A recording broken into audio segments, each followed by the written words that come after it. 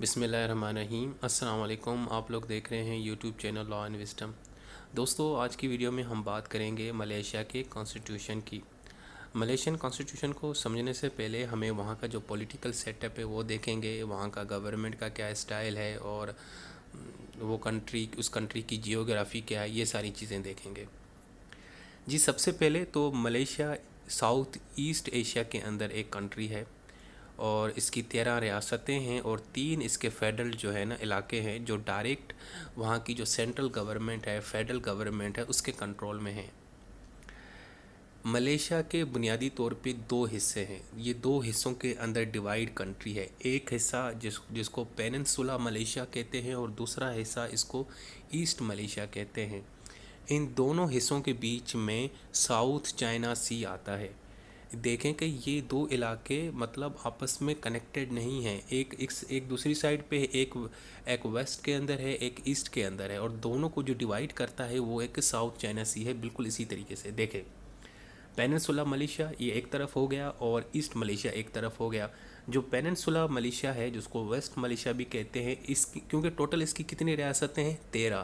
13 میں سے جو 11 ریاستیں ہیں وہ ویسٹ ملیشیا کے اندر آتی ہیں اور جو باقی 2 ریاستیں ہیں وہ ایسٹ ملیشیا کے اندر آتے ہیں۔ اور کیونکہ ملیشیا کے 3 فیڈرل ٹیریٹوریز ہیں تو 2 جو ہیں نا وہ ویسٹ ملیشیا میں آتی ہیں اور ایک جو ہے نا ایسٹ ملیشیا میں آتے ہیں۔ یہ دیکھیں گے تو جو آپ کا پیننسولا ملیشیا ہے وہ تقریباً اس کی 79% پاپولیشن، یعنی کہ 100% جو ملیشیا کی پاپولیشن ہے اس میں سے 80 پاپولیشن تو وہاں پہ آباد ہے اور باقی 21 یا 20 جو پاپولیشن ہے، 20% پاپولیشن ہے وہ ایسٹ ملیشیا کے اندر ہے۔ پیننسولا ملیشیا کے اندر 11 ریاستیں ہیں اور اس کے ساتھ Thailand, Singapore, Vietnam, Indonesia کے بارڈرز لگتے ہیں، جبکہ ایسٹ ملیشیا کے ساتھ برونائی، انڈونیشیا، ویتنام اور فلپینز یعنی یہ کنٹری، ان کے بارڈرز لگتے ہیں۔ اور کوالالمپور نیشنل کیپٹل ہے اور کوالالمپور آپ کو پیننسولا ملیشیا کے اندر ملے گا۔ تو یہ تو ایک بیسک اس کی جیوگرافی ہوگی۔ دیکھیں، اگر آپ جیوگرافی کو سمجھیں گے نہیں تو پھر آپ کو اس کا جو پولیٹیکل سیٹ اپ ہے وہ نہیں سمجھ آ جائے گا۔ اسی لیے میں نے آپ لوگوں کے سامنے یہ کلیئر کر دیا ہے کہ ملیشیا ایک ساؤتھ ایسٹ ایشیا کے اندر کنٹری ہے۔ اس کے 2 یعنی کہ ریجنز ہیں، 2 حصے ہیں جو آپس میں کنیکٹڈ نہیں ہیں، بیچ میں سمندر ہے جس کو ساؤتھ چائنا سی بولتے ہیں، اور ایک حصے کے اندر 11 ریاستیں ہیں اور دوسرے حصے کے اندر 2 ریاستیں ہیں۔ یہ دیکھیں میپ ہے، یہ میں آپ کو پہلے بھی دکھا چکا ہوں، تو یہ آپ نے ذہن میں رکھنا ہے جب بھی آپ نے ملیشیا پڑھنا ہے، تو آپ کو ذہن میں پتہ ہونا چاہیے کہ ایکچولی یہاں کی جو 13 ریاستیں ہیں وہ کس طرح ڈیوائیڈ ہیں۔ اچھا جی، اب ہم ہسٹری دیکھتے ہیں ملیشیا کو۔ پہلے ہسٹری میں ملیشیا کو ملایا بولتے تھے۔ یہ ملایا ان کی نیشنل یا ایک لینگویج ہے، جو ملیشیا کے زیادہ تر لوگ جو لینگویج بولتے ہیں اس کو ملایا بولتے ہیں۔ سب سے پہلے تو دیکھیں، دراصل ہوا یہ تھا کہ ملیشیا کے اوپر، ان دونوں ریجنز کے اوپر برٹش کا قبضہ تھا، برٹش کی یہ کالونی تھی، بالکل اسی طریقے سے جیسے ہندوستان اور پاکستان برٹش کالونیز تھیں۔ 57 کے اندر جو آپ کا پیننسولا ملیشیا ہے، وہ دوسرا حصہ جس میں 11 ریاستیں ہیں، اس نے وہاں سے آزادی لی اور پھر انہوں نے اپنا ایک کانسٹیٹیوشن بنایا۔ پھر آگے چل کے 63 کے اندر باقی جو 2 ریاستیں تھیں ایسٹ ملیشیا کے اندر، صبا اور سرواک، انہوں نے بھی جی آزادی حاصل کر لی برٹش سے، اور وہ جی مل گئے اپنا پیننسولا یا ویسٹ ملیشیا کے ساتھ۔ تو اس طرح یہ پوری کی پوری کیا بن گئی؟ Federation of Malaysia. میں دوبارہ ریپیٹ کرتا ہوں، یہ جو ویسٹ ملیشیا ہے دوستو، یہ آیا تھا 57 میں آزاد ہوا برٹش سے، اور یہ ایسٹ ملیشیا 63 میں۔ پھر یہ جب آپس میں دونوں مل گئے تو پھر ایک مکمل کنٹری بن گیا جس کو بولتے ہیں فیڈریشن آف ملیشیا۔ اس کے علاوہ ایک اور چیز دکھاؤں کہ ایسٹ ملیشیا کے ساتھ ساتھ یہ جو 2 ریاستیں ہیں، سرواک اور صبا، اس کے ساتھ یہ جو سنگاپور ہے نا، یہ بھی ایکچولی پہلے ایسٹ ملیشیا کا ایک حصہ تھا، یہ بھی ایک ملیشیا کا حصہ تھا، تو یہ بھی ساتھ میں جڑ گیا۔ 63 کے اندر جو برٹش، یہ کیونکہ برٹش میں یہ قبضے میں تھی یہ ریاستیں، صبا اور سرواک اور سنگاپور، ان تینوں نے مل کے فیڈریشن آف ملیشیا بنا دیا۔ लेकिन फिर क्या होता है कि 65 का जब कॉन्स्टिट्यूशन बनता है, उसके अंदर अमेंडमेंट की ली जाती है 65 के अंदर, और सिंगापुर आज़ाद हो जाता है और वो एक इंडिपेंडेंट और सॉवरेन स्टेट बन जाता है। तो अब हम कह सकते हैं कि मलेशिया के बुनियादी तौर पे दो हिस्से हैं, वेस्ट मलेशिया और ईस्ट मलेशिया। वेस्ट मलेशिया 57 में आज़ाद हुआ था और ईस्ट मलेशिया 63 में, और फिर दोनों ने मिलकर फेडरेशन ऑफ मलेशिया बनाया और 65 के अंदर सिंगापुर इनसे आज़ाद हो गया। अच्छा जी, अब मलेशिया का कल्चर देखें। मलेशिया के अंदर बड़ा मल्टी इथनिक है, मल्टी कल्चर है, बहुत सारे कल्चर्स, बहुत सारी लैंग्वेज बोली जाती हैं और बहुत सारे रिलीजियस यानी कि रिलीजन्स को वहाँ पे प्रैक्टिस की जाती है, इस्लाम, क्रिश्चियन, बुद्धिज़्म और भी अलावा। और जहाँ तक लैंग्वेज की बात है तो मलाया वहाँ की ऑफिशियल लैंग्वेज है अंडर आर्टिकल 152। लेकिन इसका ये मतलब नहीं है कि वहाँ पे दूसरी लैंग्वेज नहीं बोली जाती, बहुत सारी और लैंग्वेज भी बोली जाती हैं और पढ़ाई जाती हैं, लेकिन ज़्यादातर जो फोकस होता है वहाँ की जो मलाया लैंग्वेज है उसके ऊपर दिया जाता है। इस्लाम जी, आर्टिकल 3 के तहत मलेशिया का जो ऑफिशियल रिलीजन है वो इस्लाम है, लेकिन इसके अलावा दूसरे जो मज़ाहब हैं वो भी प्रैक्टिस किए जाते हैं। 60% जो है ना पॉपुलेशन वो मुस्लिम्स की है, इसके अलावा 19% या 20% बुद्धिस्ट हैं, उसके अलावा क्रिश्चियन हैं, उसके बाद फिर हिंदू आते हैं, इसके अलावा बाकी अदर रिलीजन्स आते हैं। जहाँ तक इथनिक कंपोजिशन देखी जाए तो ज़्यादातर 55% तो ये मलाया लोग हैं, जो मलेशिया के ओरिजिनल लोग हैं, जो वहाँ के रहने वाले हैं। और इसके अलावा बाकी जो है ना 14% आपको जो सबा और सरवाक के अंदर लोग पाए जाते हैं। 23% आपको चाइनीज़ मिलते हैं। हाँ जी, मलेशिया के अंदर 23% चाइनीज़ हैं। 55 यानी मलेशियन पीपल के लोगों के अलावा बाकी अगर वहाँ पे कोई लोग हैं तो वो चाइनीज़ हैं, और 7% इंडियंस भी रहते हैं और बाकी 1% दूसरे लोग रहते हैं, जैसे सिंगापुर के हो गए, श्रीलंका के लोग हो गए, वियतनाम और फिलिपाइन और इंडोनेशिया वगैरह वगैरह। अब हम वहाँ का जो लीगल सिस्टम है उसका फ़ीचर्स पढ़ेंगे। पहले तो ये देखें कि वो जो है ना मलेशिया का जो लीगल सिस्टम है प्लूरलिज्म है। इसका मतलब है कि एक से ज़्यादा लीगल सिस्टम वहाँ पे फॉलो किया जाता है। एक तो वहाँ का सेकुलर कोड है। सेकुलर कोड मतलब जो उनकी असेंबलीज़ ने एक कानून बनाए हुए हैं, लेकिन साथ साथ में वहाँ पे शरिया लॉज भी फॉलो किए जाते हैं, बिल्कुल पाकिस्तान की तरह। ठीक है। इसके अलावा वहाँ पे जो कस्टम्स हैं, क्योंकि मलाया लोग इनकी बहुत पुरानी तारीख़ है, और खुसूसन जो रियासतें हैं सबा और सरवाक, वहाँ के जो कस्टम्स है उनको भी फॉलो किया जाता है और उनको भी एज ए लॉ का हिस्सा बनाया गया। इसके अलावा जो चाइनीज़ और हिंदू लोग रहते हैं उनकी भी जो ट्रेडिशंस हैं उनको भी जो है ना उन्होंने अपने कानून का हिस्सा बनाया हुआ है। खुसूसन लॉ रिफॉर्म हुई थी 1976 के अंदर, मैरिज और डाइवोर्स के अंदर, तो उसके अंदर इन्होंने नॉन मुस्लिम्स के लिए भी ना कुछ चीज़ें रखी थी। इससे तो हमें ये पता चलता है कि वहाँ पे सिर्फ इस्लामिक जो है ना शरिया लॉज नहीं है, बल्कि इसके अलावा सेकुलर कोड्स भी हैं, जो क्रिश्चियन हैं, जो हिंदूज़ हैं, जो चाइनीज़ हैं, उनके इस्तेमाल होते हैं। और इसके अलावा उनके जो कस्टम्स हैं वो भी एज ए लीगल जो है ना सिस्टम का हिस्सा है। अच्छा जी, इसके अलावा जी रिटन ये कॉन्स्टिट्यूशन है बिल्कुल इसी तरीके से जिस तरह पाकिस्तान का है, और ये 13 की 13 रियासतों में इम्प्लीमेंट होता है, यूज़ होता है, और ये सुप्रीम लॉ है। और अगर इसके ख़िलाफ़ कोई जाता है तो फिर उसको सज़ा भी मिलती है, और अगर इसके कॉन्स्टिट्यूशन के अगेंस्ट कोई रियासत अपना कानून बनाती है तो फिर वो जो कानून है नल एंड वाइड हो जाता है, वो मतलब रिजेक्ट हो जाता है, उसकी कोई वक़्त नहीं रहती। इसके अलावा जुडिशल रिव्यू का कॉन्सेप्ट है जी। हाँ जी, वहाँ की जो अदालत है बिल्कुल पाकिस्तान की तरह जो है ना मामलात को देखती है। अगर कोई काम कॉन्स्टिट्यूशन के अगेंस्ट हुआ है, अगर कोई काम जो गैर आइनी है, तो वो उसको उसके ऊपर नोटिस ले सकती है। इसके अलावा जी इस्लाम वहाँ का ऑफिशियल रिलीजन है, ठीक है, लेकिन इसके अलावा दूसरे लोगों को भी वहाँ पे जो है ना इजाज़त है कि वो इम्प्लीमेंट कर सकते हैं। इसके अलावा मलेशिया एक फेडरल सिस्टम है। फेडरल का मतलब होता है कि सेंटर के अंदर भी गवर्नमेंट है और सूबों या रियासतों के अंदर भी अलग अलग यानी कि हुकूमतें मौजूद हैं। लेकिन ये जो ईस्ट मलेशिया हिस्सा है ना, जहाँ पे दो रियासतें हैं सबा और सरवाक, ये ज़रा ना थोड़ी इनको ज़्यादा आज़ादी है, मतलब इनकी थोड़ी अपने मामलात हैं, इनकी अपनी फाइनेंशियल ऑटोनॉमी है ये वगैरह, एज़ कम्पेयर टू जो 11 रियासत है वो वेस्ट या पेनिनसुला मलेशिया के अंदर नहीं है दोस्तों, उससे ज़्यादा ये दो रियासतें थोड़ी ज़्यादा तगड़ी और मजबूत हैं, इनको थोड़ी बहुत ज़्यादा आज़ादी मिली गई है। और ये मिली थी इनको 63 के अंदर, क्योंकि जब 63 के अंदर अमेंडमेंट आई थी और इनको शामिल किया था मलेशिया के साथ, तो इनको शर्त इन्होंने यही रखी थी कि जी आप लोगों ने हमें ज़रा ना थोड़ा बहुत स्पेशल ट्रीटमेंट देनी है। तो मलेशियन ने कहा ठीक है जी, आपको दे दिया जाएगा। तो इसीलिए جو 11 ریاستیں ویسٹ ملیشیا کے اندر ہیں اور جو دو ریاستیں آپ کی الگ سے ہیں ایسٹ ملیشیا، وہ ذرا دو ریاستیں ذرا تگڑی ہیں، ان کی تھوڑی آٹونومی ہے، وہ کچھ معاملات اپنے بھی کرتے ہیں، ایسی بات نہیں ہے کہ وہ بلائنڈلی جو ہے نا ویسٹ ملیشیا کو فالو کرتے ہیں، ایسا نہیں ہے، لیکن جو کانسٹیٹیوشن ہے اس کے اندر ہی رہ کے یہ سارے کام کرتے ہیں، لیکن تھوڑا بہت وہ اپنی منمانی کرتے رہتے ہیں۔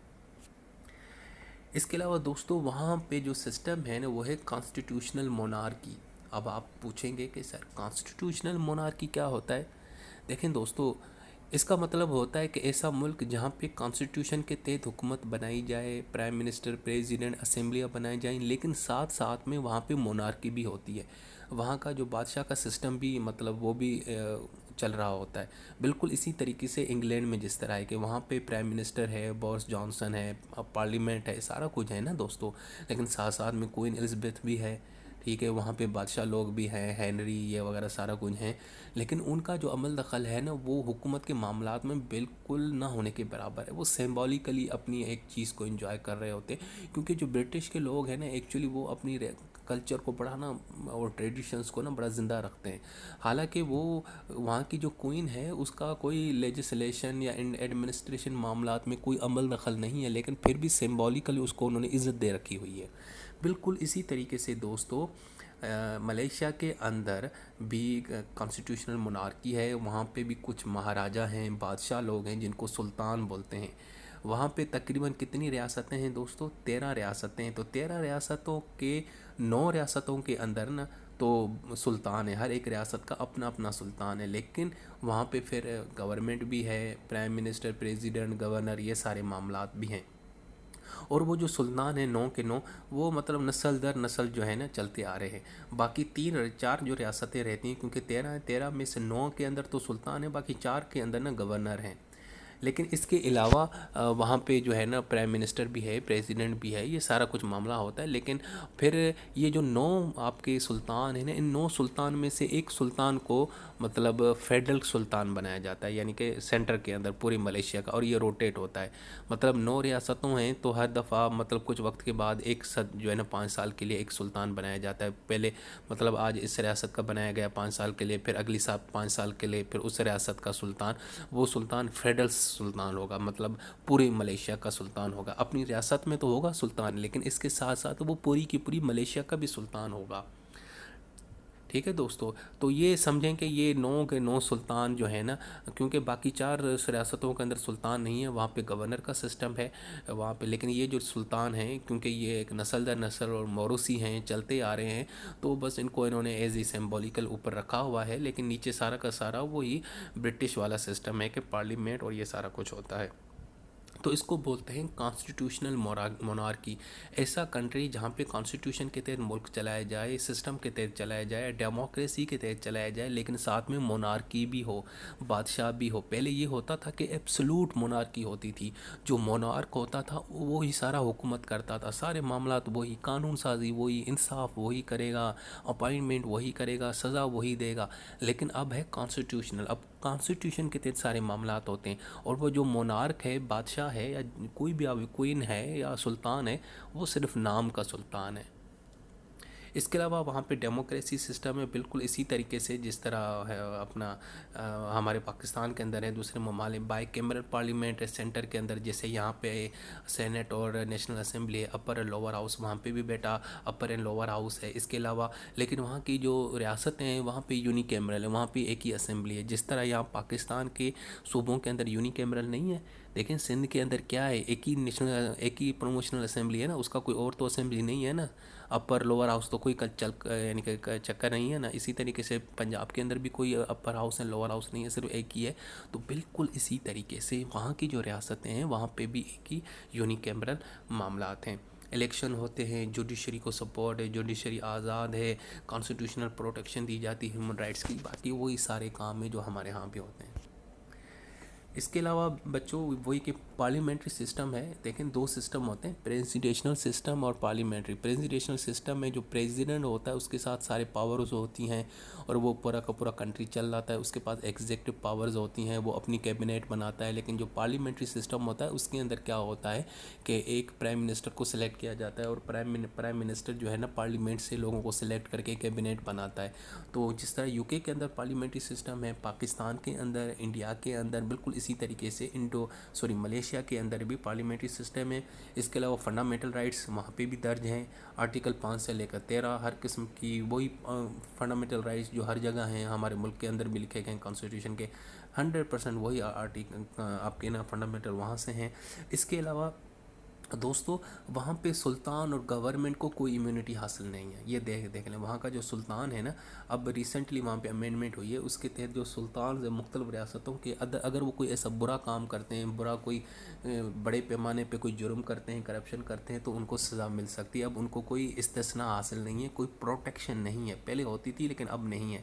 اس کے علاوہ جو 13 کی 13 ریاستیں ہیں ان کا اپنا بھی کانسٹیٹیوشن ہے دوستو۔ دیکھیں پاکستان میں جو صوبے ہیں ان کا اپنا تو کوئی کانسٹیٹیوشن نہیں ہے نا، وہ تو جو ایک ہی کانسٹیٹیوشن ہے پورے پاکستان میں 1973 کا، وہ فیڈرل میں بھی وہی ہوتا ہے اور صوبوں کے اندر بھی وہی امپلیمنٹ ہوتا ہے، ایسا ہی ہے نا۔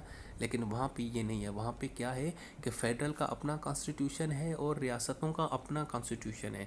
لیکن ریاستوں کا جو کانسٹیٹیوشن ہے وہ ایکچولی مطلب ماتحت ہے فیڈرل کانسٹیٹیوشن کے تحت۔ اب ایسے نہیں ہے کہ فیڈرل کانسٹیٹیوشن کسی چیز کو جرم کرتا ہے تو وہ جرم مطلب قرار دیتا ہے، تو جو وہاں کے جو صوبے ہیں، ریاستیں ہیں، وہ کہتی ہیں کہ نہیں جی اس کو آپ نے یہ کر دینا، ایسا نہیں ہے۔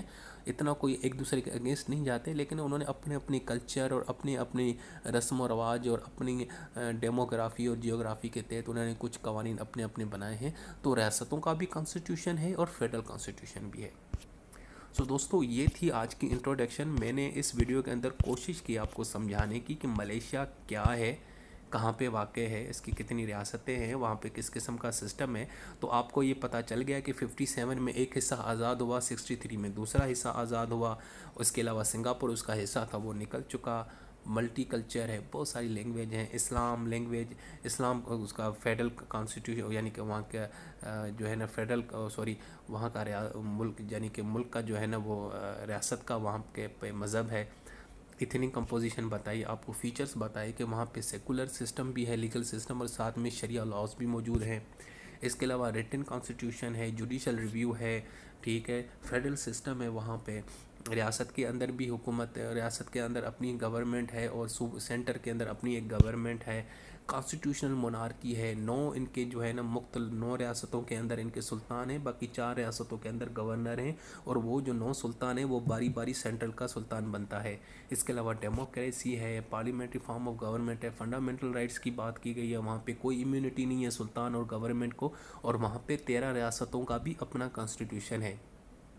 دوستو آج کی ویڈیو میں یہی بات بس میں نے بتانے کی کوشش کی، آپ کو ایک انٹروڈکشن دینا تھا، تاکہ اگر مزید جو ملیشین کانسٹیٹیوشن کے حوالے سے پڑھیں گے تو آپ کو وہ چیزیں سمجھ آ جائیں گی آسانی سے، اور آپ کو کوئی بھی پریشانی نہیں ہوگی۔ نیکسٹ ویڈیو کے لیے مجھے اجازت دیں، اپنا بہت سارا خیال رکھیں، اللہ حافظ۔